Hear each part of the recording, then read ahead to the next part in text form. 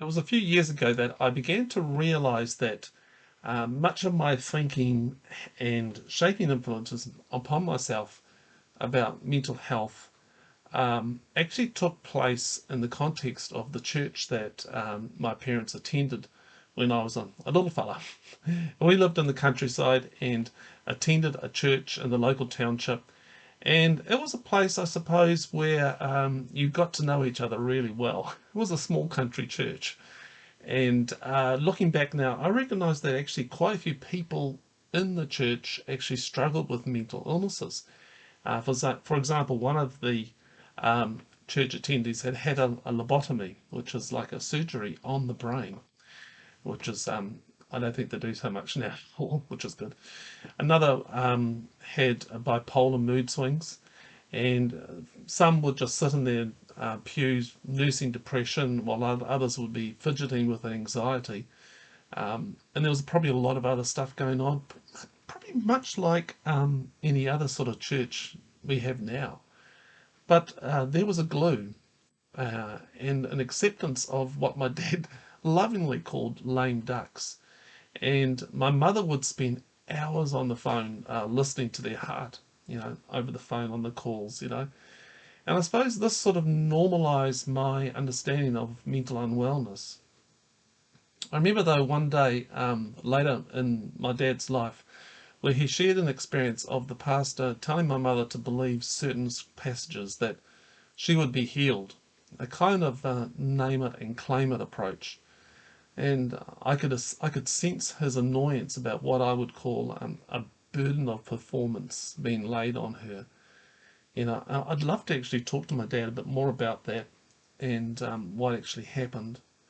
But all those influences, they shape your thinking, don't they? And I wonder if whether you've ever been in a group of people and felt that you somehow didn't quite fit in. That you haven't got it all together, and so you sort of don't qualify to be there.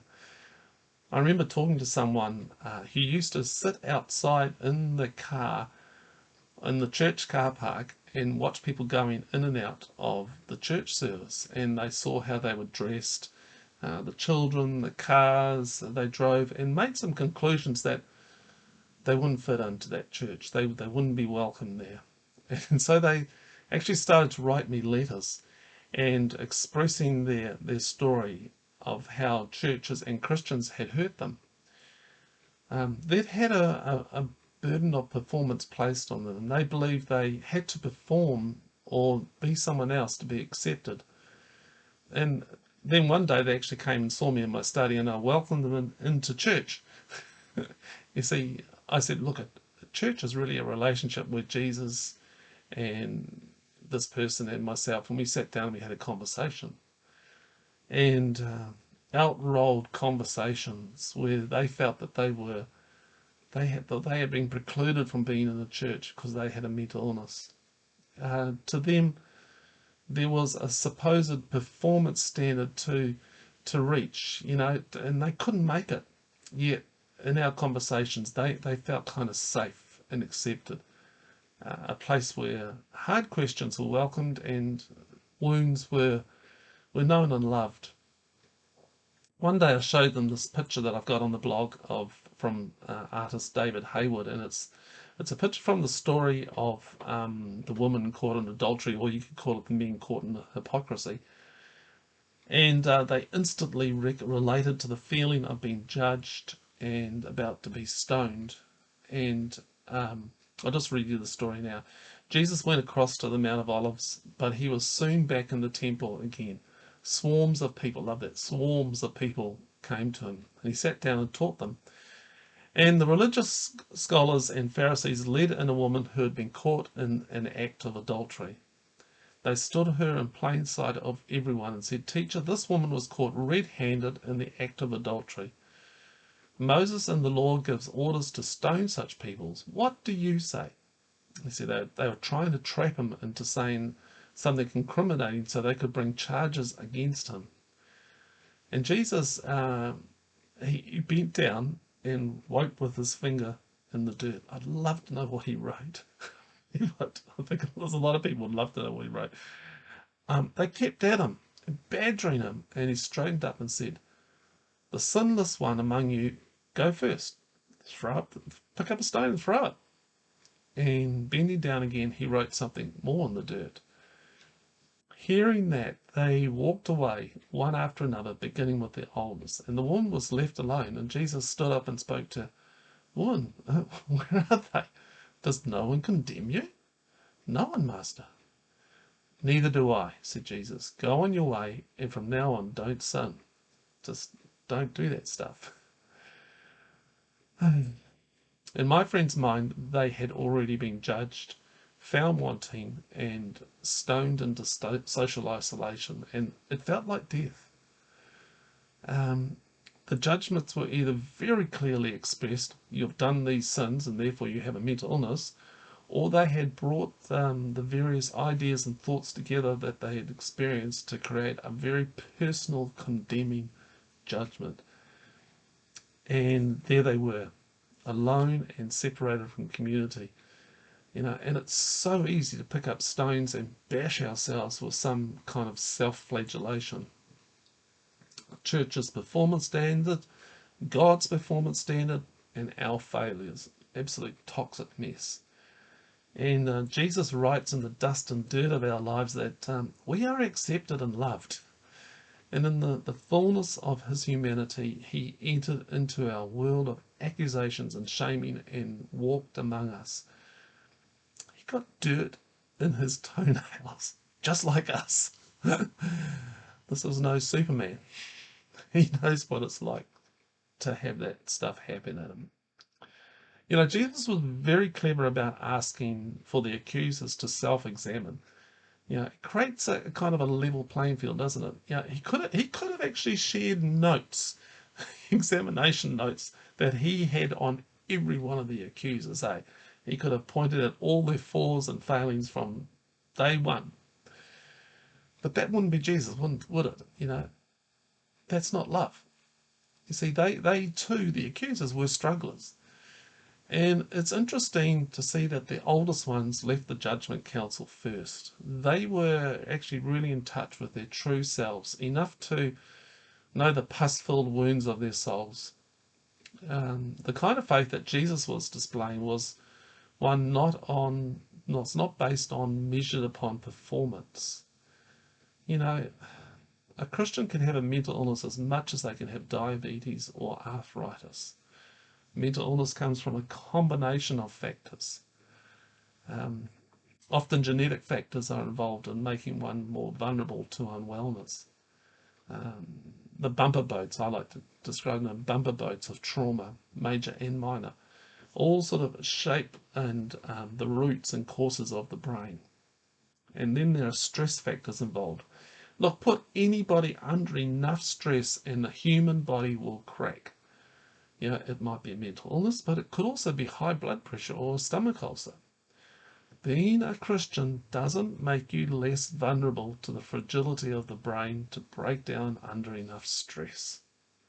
And you can read more about this in Stress Vulnerability in my little book, So You Want to Help, and it's Pay What You Want. I was recently asked to watch a particular pastor's sermon on YouTube. Curious as to why I was encouraged to read this, I watched this video. I asked the person, "Why do you want me to read this?" "Oh, it was really good." I gently pressed more and was told that, again, that was really good. So I thought, okay, I'll watch. Within 20 seconds of the video starting, I was told how to give money to this church. 20 seconds. Then it was hype and a prayer for a miracle healing, and then another message about giving, and then more hype and a message that was totally disconnected from the daily experiences of anyone I know. I was so triggered that I wanted to throw something at this church from Charlatan. You know what a charlatan is? Yeah, well, it wasn't actually from a town called Charlatan, but what gets me is I meet so many wonderful Christian people who have come away from churches like this more traumatized than transformed. They have felt that their mental unwellness was a curse from God, the result of their sin, a problem to pray against, a demon to be delivered from, something to try harder overcoming, and they feel more and more outside of community, and it's really hurts.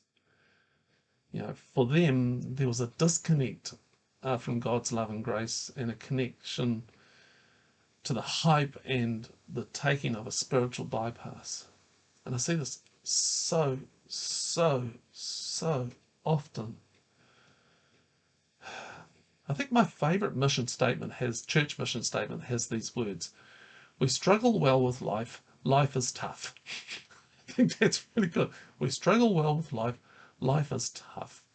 By the way, why does something that was meant to be a relationship need a mission statement? Look, honest churches have honest strugglers that connect deeply with each other's struggles. They take their masks off and talk honestly about the struggle. There's no jargon, no hyper spiritual language that only the in crowd know. Here's a book title: The 7 Steps to the Love Languages of the Purpose-Driven Shack of Jabez.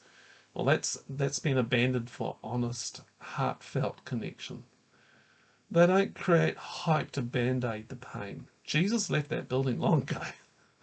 They don't use a spiritual bypass to avoid the truth of our hurt. Instead, they have a narrow path. You see, when we get honest, we note the anxiety, the depression, the fears, and the worries in each other.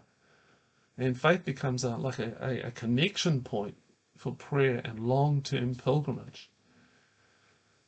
Look, I want to be a connector to the beautiful and purposeful person, often hidden under diagnoses and labels, judgments and shame. There's so many people like that. And you can too. It takes self-awareness of one's own fragility and a thorough acceptance of others.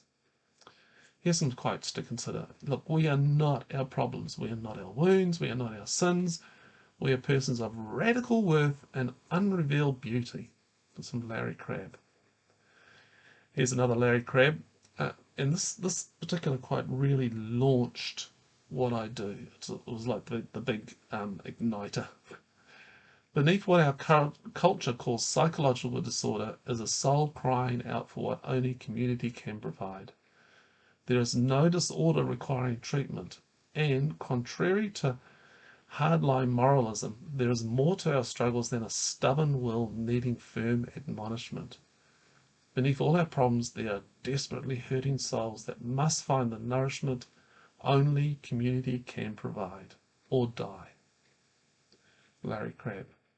And then Thomas Merton, he says this: there is no greater disaster in the spiritual life than to be immersed in unreality, for life is maintained and nourished in us by our vital relation with realities outside and above us. When our life feeds on unreality, it must starve and die. Let's think about that. When our life feeds on unreality, it must starve and die. The death by which we enter into life is not an escape from reality, but a complete gift of ourselves, which involves a total commitment to reality.